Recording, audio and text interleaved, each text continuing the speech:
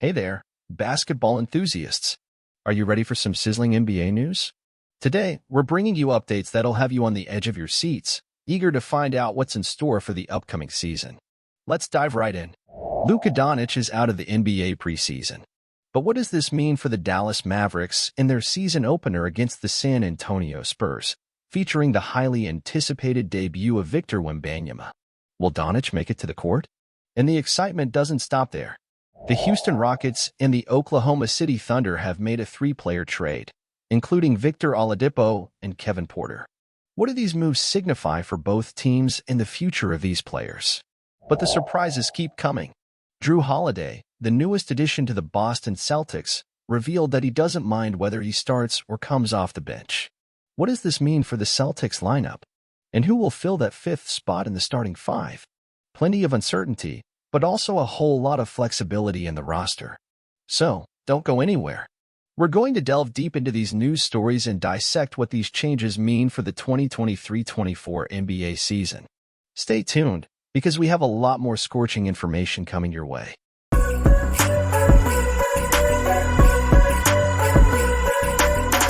Luka Doncic no longer plays in the NBA preseason for the Dallas Mavericks. The confirmation came at a press conference by coach Jason Kidd. The coach confirmed that the Slovenian has a strain in his left calf. Therefore, he will not play in the team's final friendly against the Detroit Pistons on Friday 20. The star was injured in training for the game against Real Madrid from Spain last Tuesday 10. The friendly, however, already had limitations for the star. He only played for 5 minutes on that occasion, mainly because it was a special game for the point guard, who was revealed by the Madrid team. It is likely that in another situation, he would not have even entered the court. Since then, he has only participated in physical work and training. In other words, he had no contact with the ball. On the other hand, there is optimism about the star's presence in the Mavericks' opening game of the 2023-24 NBA season. Furthermore, the highly anticipated duel will be against the San Antonio Spurs, which will mark Victor Wembanyama's debut in the league, the famous first pick of the 2023 draft. The information about Luka Doncic's expected presence in the match, even after missing the end of the NBA preseason, comes from Marc Stein from the Substack portal. The team had problems in friendlies, with 3 games outside the USA, including 2 defeats to the Minnesota Timberwolves in Abu Dhabi and a defeat to Real Madrid in a duel in Spain. The warning signal, then, is on due to the bad results. The Mavs also have concerns about their other star, Kyrie Irving. The shooting guard has a groin problem that has been bothering him. He, in fact, missed the team's last 2 preparatory commitments. However, Kidd still doesn't rule out his presence in Friday's game against Detroit. He participated in training this Monday. He was, above all, very well, without restrictions. So we'll see how he feels by Friday. At this moment, we have no reason to exclude him from the game, but I also cannot confirm his presence, revealed the coach. It is fair to say that the team cannot test its best formations in friendly games. Kyrie only played in the first duel, and Doncic will now be out of the last, when Irving is expected to return. The franchise hopes that injuries will not hinder the team so much in 2023-24. This was not what happened, for example, in 2022-23. After the trade for Kyrie, the Stars only played together on 16 out of a possible 27 opportunities. Irving missed 8 games after the deal, while Doncic was absent from 9 games.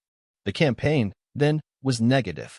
Even in the 16 games in which both were available, Dallas only won 5 times, an improvement of 31.2% in these duels. This factor was fundamental to the team's elimination even before the play-in. 1 week before the start of the NBA season, the Houston Rockets and Oklahoma City Thunder completed a trade involving 3 players. According to ESPN insider Adrian Wojnarowski, troubled Kevin Porter has left for the Thunder. In return, the Rockets received Victor Oladipo and Jeremiah Robinson-Earl. In addition, the Houston franchise sends 2 second-round draft picks to Oklahoma City. According to Wojnarowski, the picks are from 2027 and 2028.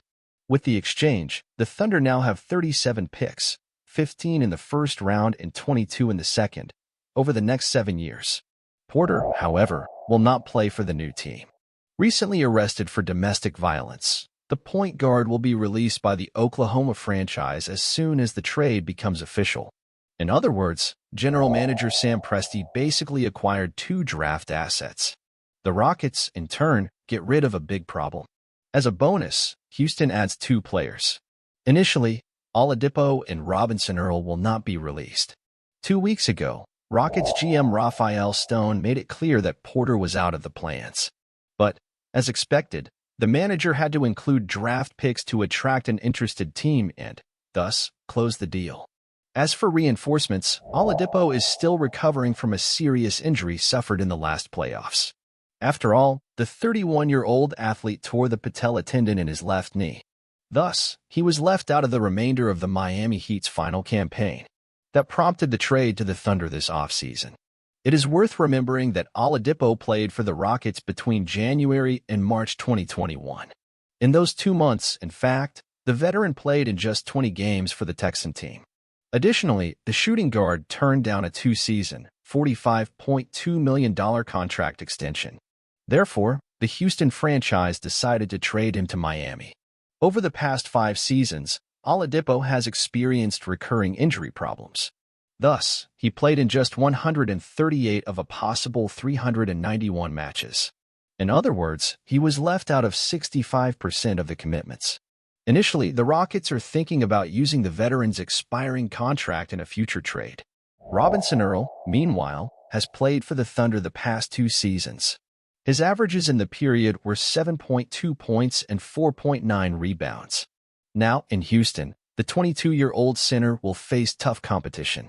After all, the Rockets have Alperen Sengun, Jock Landale, and Bojan Marjanovic for position 5. Last month, Porter was arrested after assaulting his girlfriend, WNBA player Kaiser Gondrezick. The case took place at the Millennium Hotel in New York. According to reports from ABC News, Porter assaulted and attempted to strangle Gondrezick. Security guards invaded the room after shouting and calling for help, but the player was uncontrollable. Therefore, the police arrested him as soon as he arrived at the scene. Kaiser, in turn, went to the hospital. Among the injuries, for example, she suffered a broken neck from an attempted strangulation. Shortly after Porter's arrest, insider Shams Charania, from The Athletic, said that the Rockets planned to trade the player. This offseason, the team agreed to sign Fred VanVleet. The former Toronto Raptors player, in fact, will be the team's starting point guard. Furthermore, they selected Amen Thompson with the 4th pick in the last draft. Because of all this, Porter's stay in Houston became impossible. Last year, Porter extended his contract with the Rockets. The deal was worth $82.5 million, valid until 2027. But, starting in June of next year, his contract becomes non-guaranteed. Therefore, the Oklahoma City team will only pay this season's salary, which will be $15.86 million. Therefore, the financial loss will not be great. Ultimately, the NBA opened investigations into Porter's arrest. With the probable suspension, he will hardly take the court in 2023-24. Kevin Porter, $82.5 million through 2027, but only the first are guaranteed, $15.86 million. Victor Oladipo, expiring $9.45 million. Jeremiah Robinson Earl, $1.9 million this season, $2 million team option in 2024-25. There is no doubt that there are many expectations regarding Jrue Holiday's arrival at the Boston Celtics for the 2023-24 NBA season. But it is fair to say that there is still no certainty about who the franchise's starting quintet will be. In a press conference, the point guard made it clear that he doesn't care if he will be part of the starters or if he will come off the bench as a 6th man. In the preseason, after all, the point guard was a starter on one occasion and a reserve on another. Playing in 2 of the 3 games played by Boston, the defensive specialist was a substitute precisely when the team was complete. However, he guarantees that his focus is elsewhere. For me, this is not important. I care, above all, about winning. There are certainly more vital things than who will be a starter or reserve on this team.